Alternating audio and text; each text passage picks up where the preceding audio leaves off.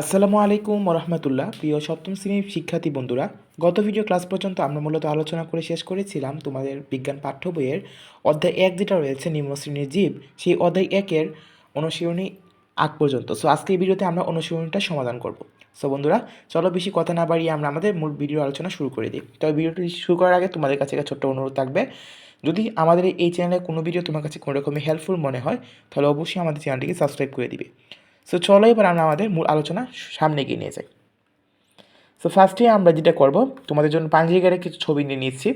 So এখানে আসলে তোমাদের এখানে দেখতে পাচ্ছ, এখানে ফার্স্টে তোমাদের অনুশীলনী প্রশ্নের যে যেই অবজেক্টিভগুলো রয়েছে বা এমসিগুলো রয়েছে বহু নির্বাচনে, সেগুলো তোমরা দেখতে পাচ্ছ।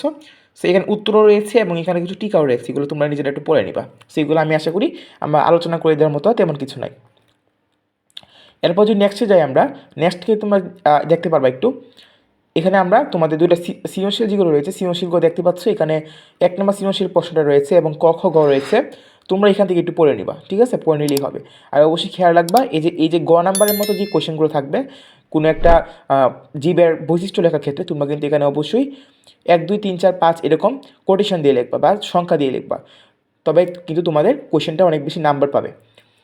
এরপরে যদি কোয়েশ্চেনটা খেয়াল করো, এটা হচ্ছে এই 1 নম্বর কোয়েশ্চেনের ঘ নাম্বার যেটা ছিল সেটা, এটা আমি আর মনে করি আমার কথা বলে ভিডিও লং করার কোনো প্রয়োজন হয় না, তোমরা এখান থেকে একটু দেখে নিবা।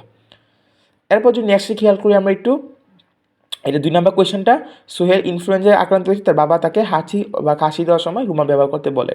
এবং এখানে 4টা কোয়েশ্চেন রয়েছে সৃজনশীলে, তোমরা খেয়াল রাখবা।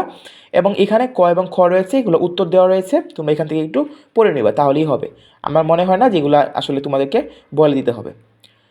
এরপরে কোয়েশ্চেনটা খেয়াল করো যদি, এরপরে কোয়েশ্চেনটা হচ্ছে, আচ্ছা এটা একটু পরে আসি আমরা।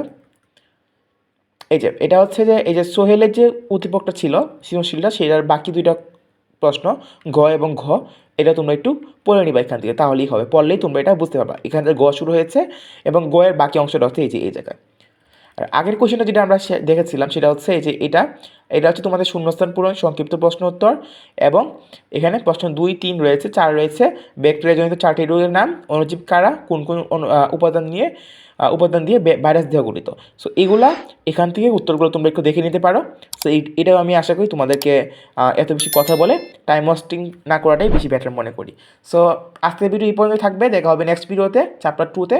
সেই ভিডিও দেখার আমন্ত্রণ জানিয়ে আজকের মতো আমরা এখানে বিদায় শেষ করছি। আল্লাহ হাফেজ।